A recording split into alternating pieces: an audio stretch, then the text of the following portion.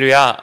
새벽 수요일 전날 예배하신 모든 분들과 또 영상을 참여하시는 모든 분들 위해 하나님께서 주시는 기쁨과 감사가 넘치는 한 날 되시기를 주님의 이름으로 축원합니다. 오늘 말씀의 제목은 그리스도 안에서 주신 신령한 복입니다. 그리스도 안에서 주신 신령한 복.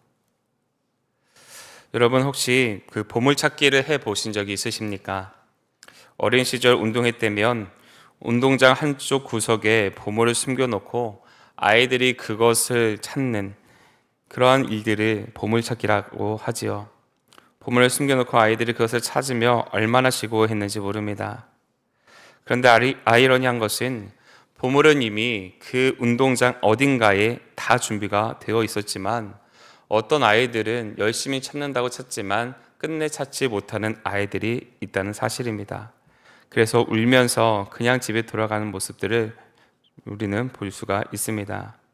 보물은 이미 다 준비되어 있는데 그것을 발견하느냐 그렇지 못하느냐에 따라서 결과가 달라졌다는 것입니다. 우리의 신앙도 마찬가지입니다. 하나님은 이미 하늘에 속한 신령한 복을 저와 여러분에게 주셨습니다. 문제는 우리가 그것을 발견하며 살아가느냐 그렇지 않느냐 하는 것입니다. 바울은 오늘 말씀을 통해서 하나님께서 우리에게 이미 신령한 복을 주셨다 말하고 있습니다. 그런데 이 복은 오직 그리스도 안에서 누릴 수 있는 복이라고 설명해 주고 있습니다.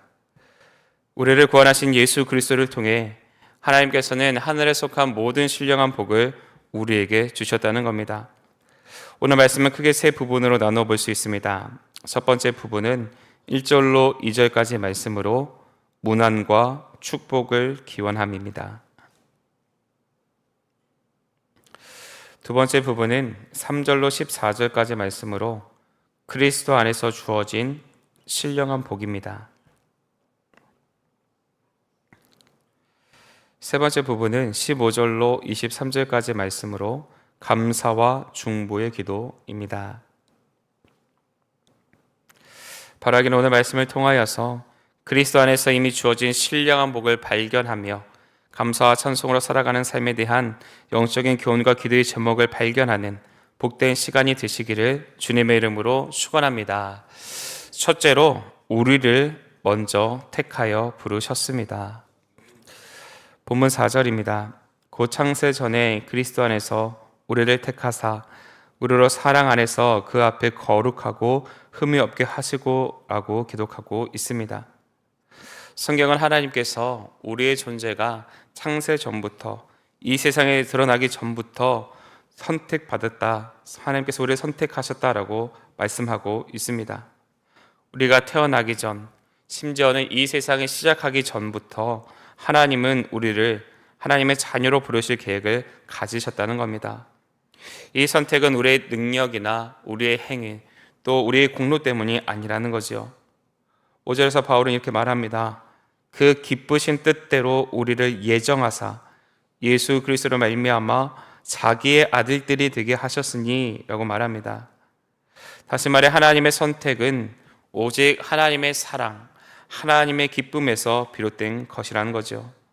우리가 착하게 살아서 남보다 의롭게 살아서 선택된 것이 아니라 하나님께서 기뻐하셔서 우리를 선택하셨다는 것입니다. 그리고 그 목적은 분명합니다.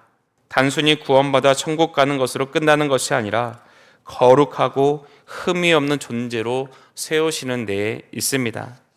즉 하나님의 선택은 단순히 시작이 아니라 우리를 변화시키고 왕성시키는 것까지가 목적이 있다는 것입니다. 사랑하는 여러분, 하나님께서는 우리보다 먼저 우리를 알고 계실 뿐 아니라 우리를 인도하고 계신 능력의 하나님이신 줄 믿으시기를 바랍니다. 우리의 신앙의 출발점은 내가 하나님을 찾는 것이 아니라 하나님이 먼저 나를 택하셨다라는 것에서 시작됩니다. 많은 사람들이 신앙을 내가 열심히 믿은 결과라고 오해할 때가 있습니다. 그러나 성경은 정반대의 길을 보여줍니다. 하나님께서 먼저 우리를 사랑하시고 우리를 찾아오셨고 우리를 자녀 삼으셨습니다. 이것은 곧 우리의 신앙이 결코 흔들리지 않는 기초 위에 세워져 있음을 의미합니다. 세상은 변합니다. 우리의 감정도 기복이 있습니다. 때로는 믿음이 약해지고 하나님을 멀리 떠나고 싶을 때도 있습니다. 그러나 하나님이 우리를 택하셨다는 이 사실은 절대로 변하지가 않습니다.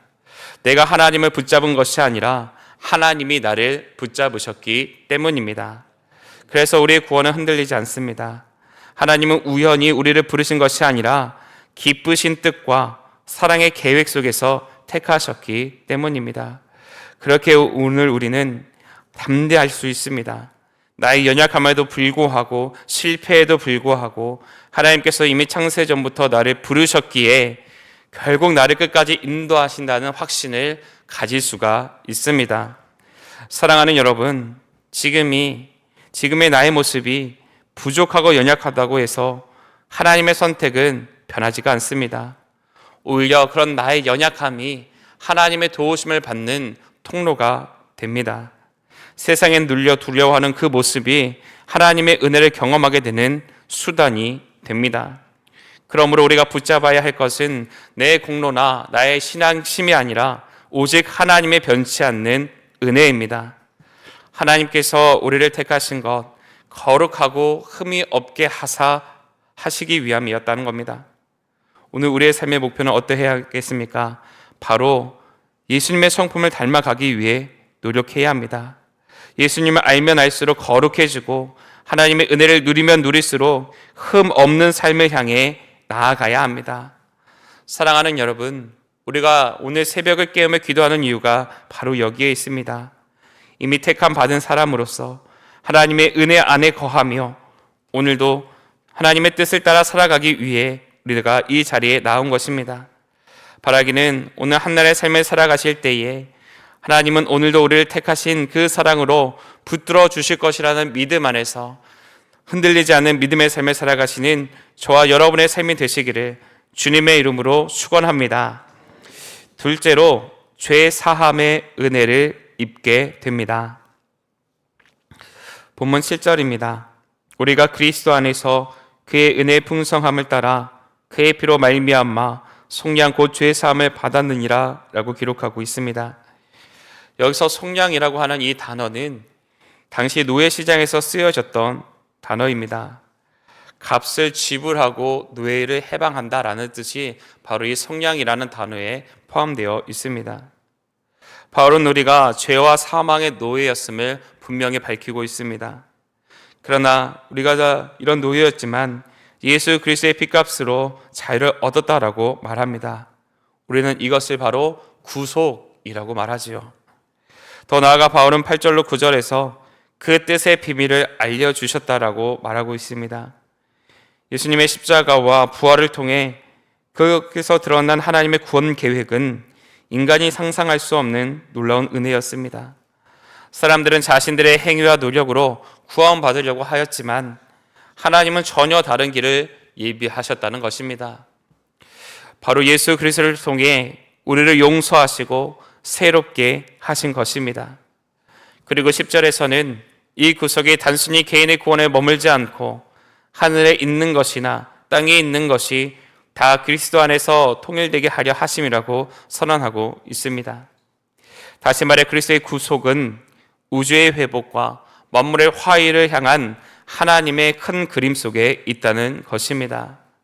사랑하는 여러분, 우리가 얻게 된 이 구원은 오직 예수의 피로 값주고 사신 선물임을 기억해야 하는 줄로 믿습니다. 교회에 오래 다녔다고 해서 선한 일을 많이 했다고 해서 우리의 죄가 사라지는 것 아닙니다. 우리의 죄를 사할 수 있는 유일한 길은 예수의 피뿐인 것입니다. 내가 얼마나 착한가가 아니라 예수님이 나를 위해 어떠한 값을 치르셨는가가 중요하다는 거지요. 십자가의 보혈은 단순한 상징이 아닙니다. 실제로 우리의 죄값을 치르신 생명의 대가입니다. 뿐만 아니라 이 구속은 단지 과거에 한 번 받은 그 은혜로 끝나지 않습니다.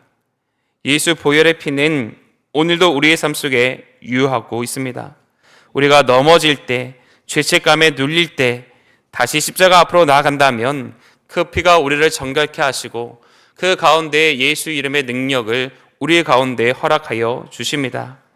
요한일서 1장 9절에 만일 우리가 우리 죄를 자백하면 그는 미쁘시고 의로우사 우리 죄를 사하시며 우리를 모든 불의에서 깨끗하게 하실 것이요 라고 말씀합니다. 그리고 이 구속은 개인적인 차원을 넘어서게 됩니다. 예수 그리스도의 십자가는 교회 공동체를 세우고 나아가 만물의 회복까지 이끌어갑니다. 그러므로 우리는 혼자가 아니라 구속받은 공동체의 일원으로 부름을 받았다는 것이지요. 사랑하는 여러분, 때때로 우리 안에 잠들어 있던 죄책감이 떠오를 때가 있습니다. 나는 너무 부족하다. 나는 하나님께 용서받을 수 없는 죄인이다. 그러나 오늘 말씀은 분명히 말씀합니다. 우리가 그의 피로 말미암아 속량 곧 죄 사함을 받았느니라. 예수님의 피로 인하여 우리는 이미 모든 죄에서 사함을 받았습니다. 여기에 더 이상 무엇을 보태거나 덜 필요가 없습니다. 우리가 해야 할 일은 너무나 단순합니다. 그저 믿음으로 붙잡는 것입니다. 주님, 제 죄를 씻으신 십자가의 보혈을 의지합니다. 이 고백이 있을 때에 우리의 마음은 자유를 누릴 수 있습니다. 그리고 이 자유함은 우리를 구원하신 하나님을 향한 찬송의 고백이 되어 아직 이 은혜를 경험하지 못한 이들과 함께 나누는 사랑의 실천으로 이어져야만 합니다. 가정에서, 직장에서, 교회에서 우리는 용서받는 자답게 살아가야 하는 것입니다. 바라기는 오늘 하루의 삶을 살아가실 때에 우리를 정결케 하신 예수 보혈의 피, 십자가의 은혜를 기억하며 우리와 이웃한 이들을 살피고 살리시는 저와 여러분의 삶이 되시기를 주님의 이름으로 축원합니다. 끝으로 우리 자신이 하나님의 특별한 소유가 됩니다. 본문 11절입니다. 모든 일을 그의 뜻의 결정대로 일하시는 이의 계획을 따라 우리가 예정을 입어 그 안에서 기업이 되었으니. 여기서 기업이라고 하는 단어는 죄송합니다. 헬라어 클레로에서 나온 말로 제비 뽑아 얻다, 상속을 받다라는 의미가 있습니다. 당시 유대인들에게 기업은 단순한 재산의 이상의 의미를 갖고 있습니다. 하나님께서 가나안 땅을 이스라엘에게 나누어 주셨을 때에 그것은 단순한 땅의 소유가 아니라 하나님의 백성됨을 보여주는 증표였다는 것입니다. 기업은 하나님과의 언약적 관계, 하나님의 특별한 소유라는 정체성을 상징했다는 것입니다. 바울은 지금 성도들에게 말하고 있습니다. 여러분, 이제 여러분이 그리스도 안에서 하나님의 기업이 되었습니다 라고 말하고 있습니다. 여기에는 두 가지 의미가 있습니다. 하나는 우리가 하나님께 받는 기업이 있다는 것입니다. 곧 하늘의 기업, 곧 영원한 구원과 영생이 있다는 것입니다. 또 다른 하나는 우리가 곧 하나님의 기업이 되었다는 겁니다. 하나님이 우리를 당신의 소유로 삼으셨다는 선언입니다. 바울은 계속해서 13절로 14절에서 그 안에서 너희도 진리의 말씀 곧 너희의 구원의 복음을 듣고 그 안에서 또한 믿어 약속의 성령으로 인치심을 받았으니 이는 우리의 기업의 보증이 되사라고 말하고 있습니다. 성령께서 우리 안에 임하심은 하나님께서 우리를 버리지 않으시고 끝까지 지키시겠다는 도장과 같은 것이라 말하고 있습니다. 성령은 지금 우리가 받은 기업의 보증이며 장차 온전히 누릴 영광의 선물이라는 것입니다. 사랑하는 여러분, 우리가 받은 이 기업은 이 땅의 재산도 명예도 성공도 아닙니다. 우리가 받은 기업은 하나님 자신이십니다. 하나님이 나의 아버지가 되시고 나는 하나님의 자녀가 되는 것, 그것이 가장 큰 기업입니다. 성경은 끊임없이 이 기업을 강조합니다. 베드로전서 1장 4절에서 썩지 않고 더럽지 않고 쇠하지 아니하는 기업을 있게 하시나니 곧 너희를 위하여 하늘에 간직하신 것이라고 말씀합니다. 이 기업은 세상의 재산처럼 없어지거나 빼앗기는 것이 아니라는 겁니다. 오직 하나님께서 영원히 보장하시는 기업인 것이지요. 그런데 놀라운 것은 단지 우리가 기업을 받는 것만이 아니라 우리가 곧 하나님의 기업이라는 사실입니다. 신명기 32장 9절에서 여호와의 본깃은 자기 백성이라 야곱은 그가 택하신 기업이로다라고 말씀합니다. 하나님께서 우리를 보시면서 이것이 내 소유요 내 기쁨이다라고 말씀합니다. 우리가 얼마나 부족하고 연약한 사람들입니까? 그럼에도 불구하고 하나님은 우리를 당신의 가장 귀한 기업으로 삼아 주셨습니다. 그리고 그것을 확증하시고자 성령을 통하여서 보증해 주셨습니다. 은행에서 보증인이 있으면 계약이 확실하듯이 하나님은 우리를 그냥 버려두지 아니하시고 성령을 보내주셔서 끝까지 책임져 주시겠노라 선언해 주셨습니다. 우리가 흔들릴 때, 믿음이 약해질 때 성령께서 우리 안에서 이렇게 말씀하십니다. 너는 하나님의 자녀다. 너는 하나님의 기업이다. 나는 너를 결코 버리지 않겠다라고 우리에게 깨닫게 해 주십니다. 사랑하는 여러분, 우리가 하나님을 나의 기업으로 삼고 살아가게 될 때에 하나님께서 우리의 삶을 끝까지 책임져 주실 줄로 믿습니다. 혹시 마음을 짓누르는 근심이 있다면, 재정의 문제, 자녀의 문제, 건강의 문제 때문에 눈물로 기도하고 계신 분이 계신다면 우리 자신이 하나님의 기업이라는 사실을 기억하시기를 바랍니다. 우리는 자신을 포기할 수 있습니다. 그러나 우리 하나님, 우리를 결코 포기하지 않으십니다. 성령께서 우리 안에 계신다는 건 하나님께서 내가 너의 삶을 끝까지 책임지시겠다라는 보증입니다. 그렇게 우리는 이 사실을 다른 이들에게도 전해 주어야 합니다. 구원의 복음을 알지 못하는 이웃에게, 방황하는 자녀에게, 믿음을 잃어가는 사랑하는 지체들에게 당신도 하나님의 기업입니다. 당신도 하나님의 소유입니다. 하나님께서 당신의 끝까지 책임져 주실 것입니다 라고 선포해야 합니다. 우리가 먼저 그 확신 가운데 서 있게 될 때에 다른 이들도 그 은혜 안에 들어오게 됩니다. 지금은 부분적으로 누리고 있지만 주님 다시 오실 때에 우리는 그 기업을 통하여서 충만히 누리고 축복을 경험하게 될 것입니다. 눈물도 아픔도 죽음도 없는 영원한 나라에서 하나님의 기업을 누릴 날이 반드시 오게 될 것입니다. 그러므로 낙심하지 마십시오. 아직 끝나지 않았습니다. 우리 앞에 준비되어 있는 이 영원한 기업이 남아 있습니다. 바라기는 오늘 하루를 보내시면서 세상에 흔들리는 기업이 아니라 하나님의 영원한 기업을 붙잡으시는 저와 여러분이 되시기를 바랍니다.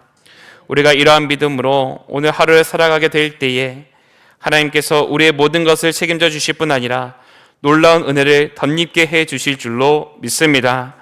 이러한 믿음으로 하나님께서 예비하신 그리스도의 안에서 속하여 있는 모든 신령한 복을 누리시는 오늘 한날의 삶이 되어지시기를 주님의 이름으로 축원합니다.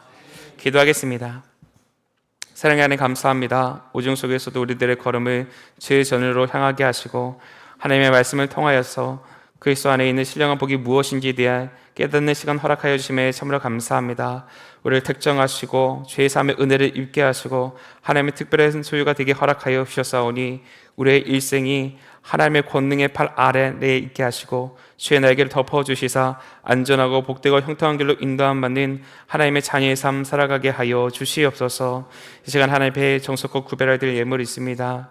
어려운 중에서도 삶의 모든 것을 내어드리는 믿음의 고백이 여기에 담겨져 있사오니 이 중심을 기쁘게 받아주시고 하늘에 속한 신령한 복과 땅에 기름진 복을 더하여 주시사 많은 이들에게 후히 꾸어질지언정 꾸어지지 아니한 삶 살아갈 수 있도록 복의 복을 더하여 주시옵소서. 또 육신의 질병으로 인하여서 고통받고 있는 사랑하는 환우들 기억하여 주시사 이들의 삶이 더 이상 어려움에 좌절하거나 실망하지 아니하도록 새로운 길을 열어주시옵고 이들을 치료하고자 힘쓰는 모든 의료진들 가운데에 사랑하는 환우들에게 꼭 필요한 처방들만 내리며 나아갈 수 있도록 하늘의 지혜를 더하여 주시옵소서. 그로 말미암아 나를 완전케 하신 그 하나님 앞에 감사함으로 주의 전에 나와 기뻐 뛰며 찬양하는 날이 속히 임하게 하여 주실 줄로 믿고 감사드리며 우리 주 예수 그리스도의 이름으로 기도하옵나이다. 아멘. 이 시간